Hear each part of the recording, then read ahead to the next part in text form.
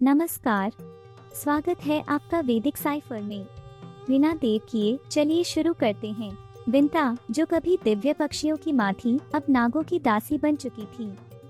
उन्हें अपनी बहन और नागों के लिए हर दिन दास की तरह काम करना पड़ता था।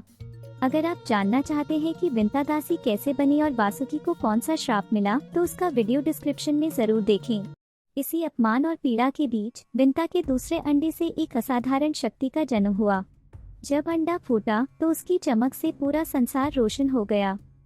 यह कोई सामान्य पक्षी नहीं था, वह असली महाशक्तिशाली गरुड़ थे, सभी पक्षियों के राजा। उनकी शक्ति कद्रु के 1000 नाग पुत्रों की संयुक्त शक्ति से कई गुना ज्यादा थी। गरुड़ का बचपन दुख और गुस्से में बीता।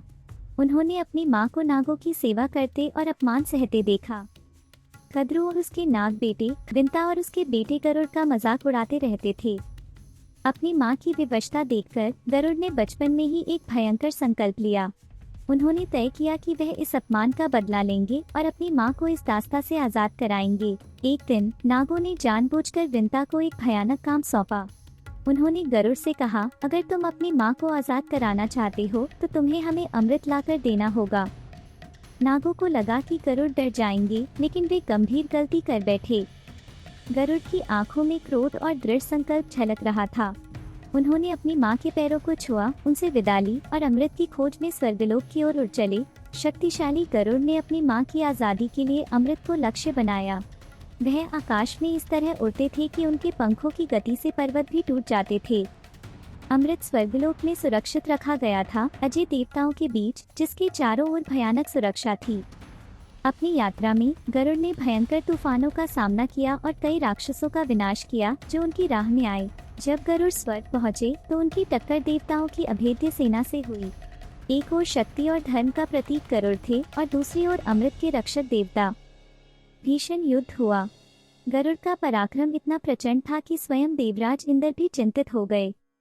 गरुड़ ने अपनी चोंच और पंजों से वज्र की तरह हमला किया, जिससे देवताओं की सेना में हाहाकार मच गया। गरुड़ के लिए यह सिर्फ अमृत की चोरी नहीं थी, यह अपनी माँ के सम्मान की लड़ाई थी। अमृत की रक्षा के लिए अंत में स्वयं इंद्रदेव गरुड़ के सामने आए। दोनों के बीच भयंकर द्वंद्व युद्ध हुआ। इंद्रदेव ने अपना अजय वज्र चलाया, लेकिन गरुड़ इतने शक्तिशाली थे कि वज्र भी उन्हें कोई नुकसान नहीं पहुंचा सका। अपनी माँ के प्रेम और दास्ता को याद करके गरुड़ ने देवताओं की पूरी सेना को परास्त कर दिया। उन्होंने अमृत को सुरक्षित रखे गए स्थान पर हमला किया, भयानक अग्नि और सर्प रक्षकों को चीरते हुए, और अंततः अमृत कलश को उठा लिया। गरुड़ ने देवताओं की सेना को परास्त कर दिया था और अब वह अमृत कलश लेकर आकाश में उड़ रहे थे। गरुड़ का यह प्रचंड बल, उनका निस्वार्थ प्रेम और अधर्म के खिलाफ युद्ध देखकर स्वयं भगवान विष्णु बहुत प्रसन्न हुए। विष्णु ने गरुड़ को अपने सामने बुलाया। गरुड़, जिन्होंने अपनी माँ की मुक्ति के लिए देवताओं तक को हरा दिया था, भगवान महाविष्णु के सामने खड़े थे। भगवान विष्णु ने गरुड़ से कहा, तुम्हारी शक्ति अजय है और तुम्हारी भक्ति अद्वितीय। माँ के लिए तुम्हारा त्याग अद्भुत है। मैं तुम्हें वरदान देता हूँ।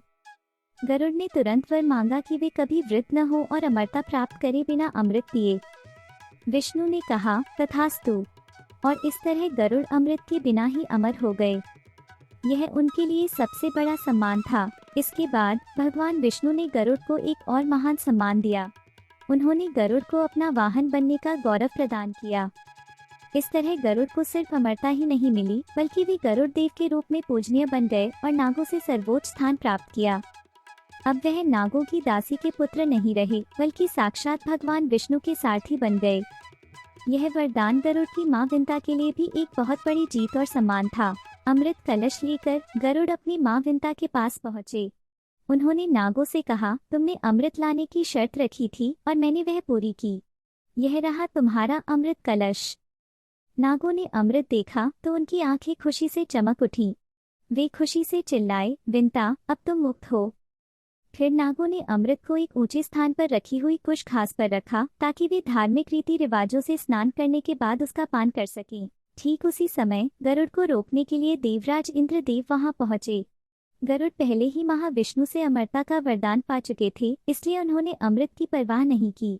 जब नाग स्नान करने चले गए तभी इंद्रदेव ने गरुड़ से कहा, तुम्हारा उद्देश्य पूरा हुआ। तुम महान हो। यह कहकर इंद्रदेव ने वह अमृत कलश तुरंत उठा लिया और वापस स्वर्ग ले गए। नाग जब स्नान करके लौटे तो उन्होंने अमृत कलश को खाली पाया। नागों को एहसास हुआ कि उनके साथ धोखा हुआ है। वे हताश और क्रोधित हो गए, लेकिन कुश घास पर अमृत की कुछ बूंदें गिर गई थीं। अमृत पाने की लालच में नागों ने उस पवित्र घास को चाटना शुरू कर दिया। कुश घास बहुत नुकीली होती है। घास चाटने के कारण नागों की जीभ बीच से फट गई। तब से सभी नागों की जीभ दो भागों में कटी हुई मानी जाती है। गरुड़ ने अपनी बुद्धि और शक्ति से अपनी मां को दास्ता से हमेशा के लिए मुक्त कराया और स्वयं अमर होकर भगवान महाविष्णु के वाहन बन गए। आगे की कहानी जानने के लिए क्या नागों ने अपना बदला पूरा किया या उन्हें अमृत या नागमणि मिली, जानने के लिए हमारे चैनल पर वीडियो देखें।